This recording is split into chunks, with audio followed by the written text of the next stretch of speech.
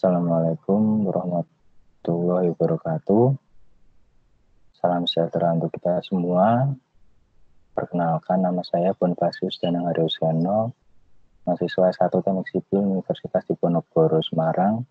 Pada kesempatan ini saya akan mempresentasikan hasil tugas analisa rekayasa nilai pada perbaikan Jalan Robert St. Paul Barat yang tertera pada kasus ketiga. Mari kita mulai saja. Yang pertama adalah latar belakang proyek ini. Latar belakangnya adalah Jalan Robert merupakan jalan utama milik Mendot dan merupakan penghubung antara utara dan selatan untuk St. Paul Barat dengan kelas jalan arteri sekunder. Pekerjaan ini dilakukan pada segmen Jalan Mendota dan Annapolis dengan Butler Avenue. Lalu kondisi existing saat ini, Mendota dan Butler Avenue itu memiliki 5 lajur tidak terbagi tanpa area parkir. Sedangkan untuk Butler menuju Annapolis berkonfigurasi 3 lajur tak terbagi dengan tambahan area parkir di samping kanan dan kirinya. Kita bisa melihat project location-nya pada gambar yang tertera pada slide ini. Lalu, deskripsi proyek. Jalan Robert merupakan penghubung utama utara dan selatan pada pusat bisnis komersial di distrik St. Paul dengan panjang 2,4 mil dengan klasifikasi arteri minor atau arteri sekunder milik Mendot.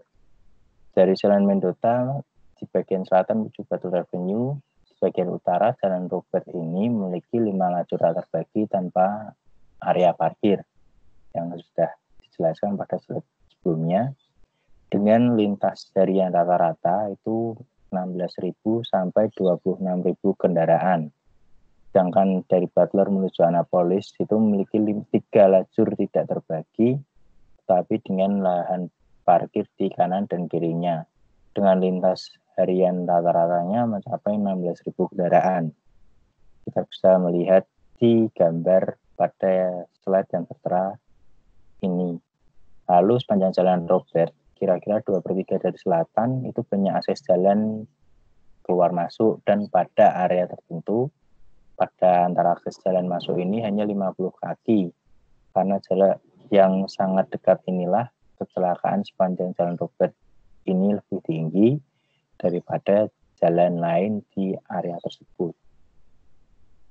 Lalu untuk tujuan proyeknya, tujuan dari studi ini adalah untuk memperbaiki Jalan Robert agar lebih aman, meningkatkan mobilitas, dan menyediakan akomodasi untuk memenuhi standar bagi penyandang disabilitas.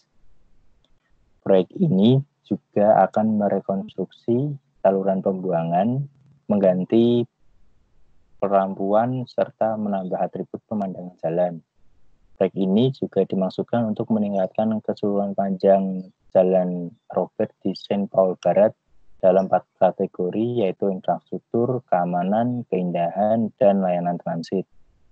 Lalu pengamatan masalah proyek dari hari pertama studi, tim VE itu meringkas masalah yang terdapat pada proyek ini, yaitu yang pertama adalah pengendara yang berbelok secara ilegal, lalu trotoar yang rusak, kegagalan berkelasan, dan penyandang disabilitas.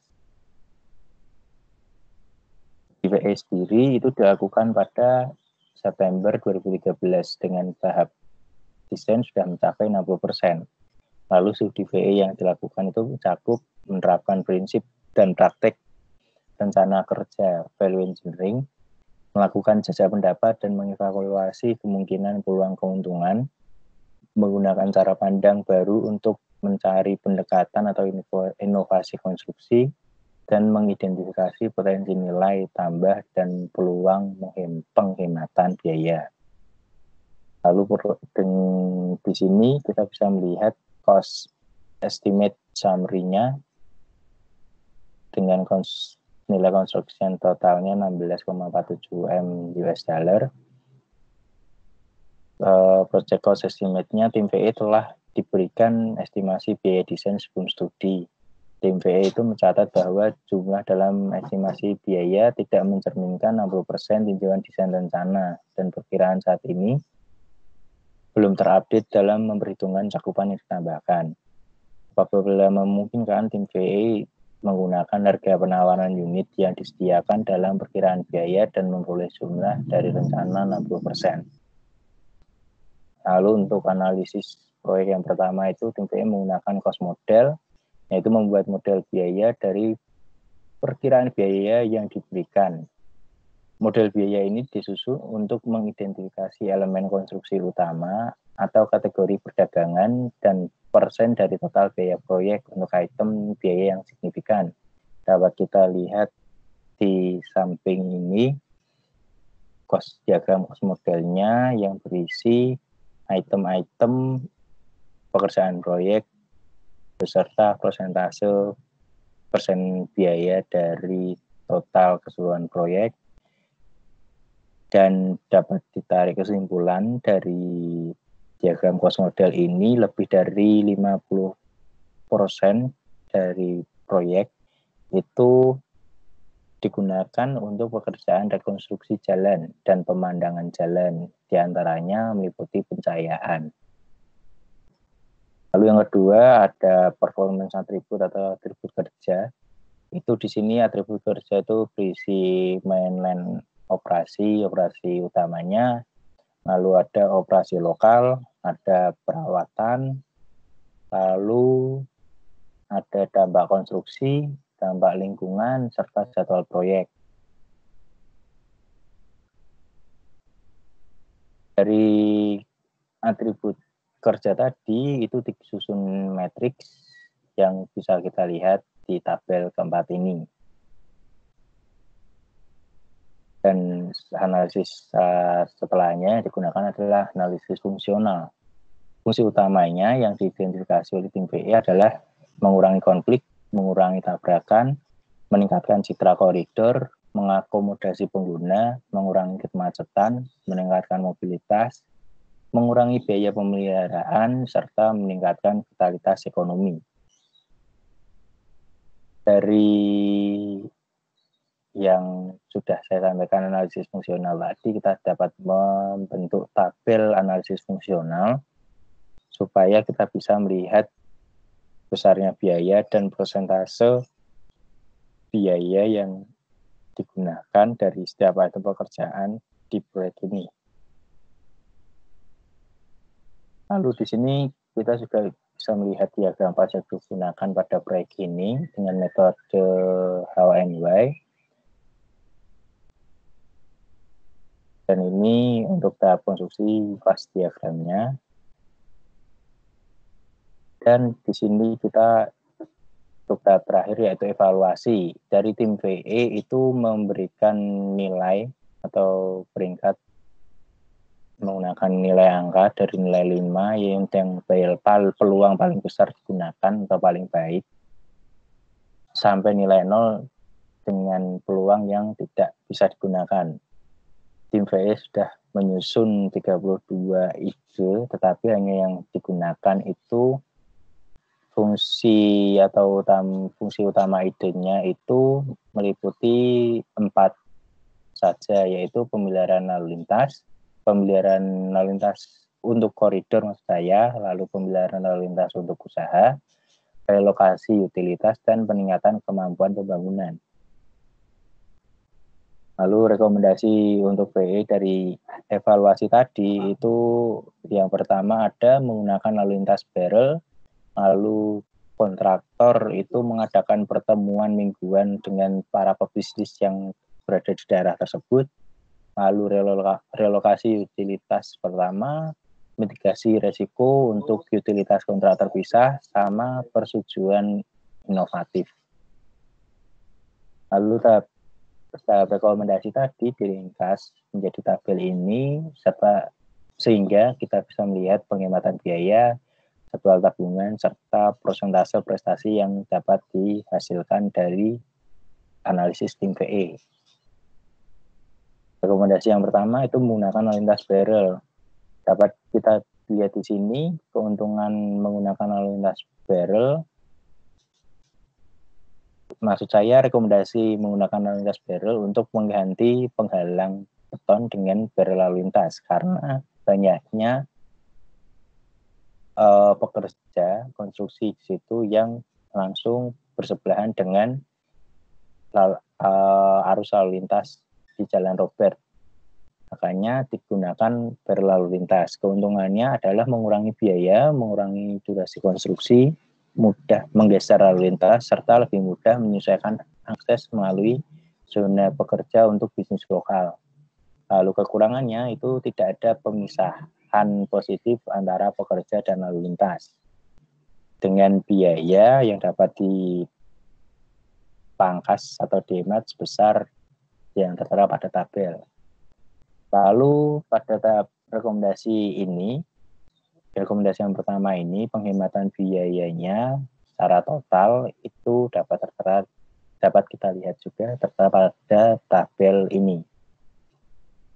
Lalu rekomendasi yang kedua itu kontraktor dengan para pebisnis yang ada di situ itu melakukan weekly meetings atau meeting mingguan. Ini karena di daerah tersebut itu merupakan penghubung bisnis untuk menjaga bisnis informasi tentang jadwal dan kemajuan pembangunan. Lalu rekomendasi ini adalah untuk memiliki kontraktor yang ditunjuk seseorang. Kemudian kontraktor ini akan memberikan update pekerjaan konstruksi mingguan untuk pemilik bisnis dari pekerjaan yang diharapkan untuk minggu itu. Keuntungannya bisa kita lihat yaitu menyediakan untuk penjangkauan bisnis lokal selama konstruksi. Yang kedua itu susunan staf atau pengiriman bisnis-bisnis lokal di situ, pengadaan barang atau jasa itu sesuai, lalu membangun hubungan yang baik antara kontraktor dan pebisnis. Kekurangannya adalah jadwal perubahan itu dapat menyebabkan bisnis kehilangan kepercayaan dari kontraktor. Dengan ringkasan biaya yang tidak ada atau priceless. Dan di sini kita bisa melihat total performance dan perubahan bersih kinerja persentasenya mencapai 3%. Lalu rekomendasi untuk yang ketiga yang pertama, 3A itu relokasi utilitas pertama. Di sini kita bisa melihat itu karena pembangunan utama air dan perbaikan saluran sanitasi itu akan dibagi selama 3 tahun periode yaitu 2014, 2015, dan 2016 musim konstruksi. Rekomendasinya itu mengganti lubang saluran sanitasi sebelum mulai pekerjaan konstruksi dan menyelesaikan instalasi air pekerjaan utama beserta pipa saluran pembuangan yang diusulkan. Keuntungannya adalah air utama dan sanitasi pengganti saluran pembuangan tidak mempengaruhi pementasan atau pemetaan proyek secara keseluruhan, mengurangi resiko bagi stakeholder proyek dan kontraktor.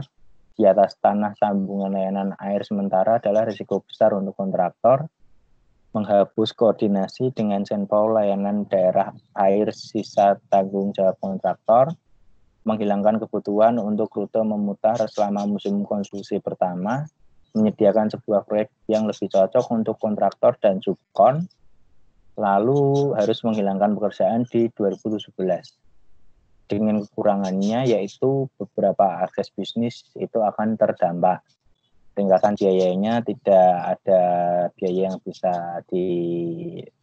dilakukan penghematan sama sekali, tetapi di sini kita bisa melihat perubahan bersih kinerja dari total performance-nya mencapai angka persentase 14%. Lalu rekomendasi yang nomor 3 yang kedua atau 3B adalah mitigasi resiko atau utilitas kontrak terpisah. Sini kita bisa melihat secara garis belakang dan rekomendasi hampir sama dengan rekomendasi nomor 3A, tetapi dengan kerugian dan keuntungan yang bisa dibilang hampir sama, tetapi juga memiliki perbedaan, yaitu perbedaannya adalah terletak pada keuntungan yang ketiga, yaitu koneksi layanan sementara. Itu adalah risiko besar untuk kontraktor dan kontrak kerja lainnya. Lalu kontrak terpisah memungkinkan pekerjaan yang dimulai pada Jalan Robert sebelum hak secara sertifikasinya itu menjadi lengkap. Lalu menghapus koordinasi dengan Saint Paul layanan daerah air dari sisa tanggung jawab kontraktor. Dengan kekurangannya yang berbeda adalah karena ini menggunakan dua kontraktor, maka koordinasi antara kedua kontraktor itu akan terasa sulit atau riskan, dan untuk pengelolaannya juga akan terasa riskan. Dengan penghematan biaya tidak ada penghematan sama sekali. Lalu di sini kita bisa melihat total performance-nya, persentase perubahan bersih kinerjanya mencapai angka 9%. Dan rekomendasi yang terakhir, yang keempat adalah pertujuan inovatif. Di sini kita bisa melihat proyek garis belakang rekomendasi ini. Proyek ini akan diiklankan menggunakan metode kontrak desain bid build. Dengan rekomendasinya adalah menerima nilai yang terbaik untuk proyek ini dengan menggabungkan metode kontrak inovatif dalam pengiriman desain bid build atau bid membangun proyek untuk mengurangi durasi keseluruhan proyek. Keuntungannya sendiri di sini metode kontrak inovatif pertemuannya itu pratawaran, membangun hubungan yang lebih baik antara kontraktor dan subkon atau badan, dan highlight persyaratan proyek atau kontraktor harus merencanakan dan mempertimbangkan dalam upaya yaitu MOT dan TPAR. Sedangkan kekurangannya adalah inovatif contracting method, pertemuan pratawaran. Ini karena bukan pertemuan wajib sehingga semua kontraktor yang menangani di proyek Jalan Robert ini tidak mungkin hadir. Dengan penghematan biaya yang tidak ada, tetapi di sini kita bisa melihat total performance-nya itu dengan perubahan bersih kinerja mencapai 11%. Lalu sekian untuk pemaparan saya terhadap analisis rekayasa nilai pada perbaikan Jalan Robert ini. Mohon maaf jika saya memiliki banyak salah pada penyampaian atau banyak salah pada tingkah laku saat menyampaikan presentasi ini. Semoga pemaparan dari saya ini bermanfaat. Terima kasih. Assalamualaikum warahmatullahi wabarakatuh.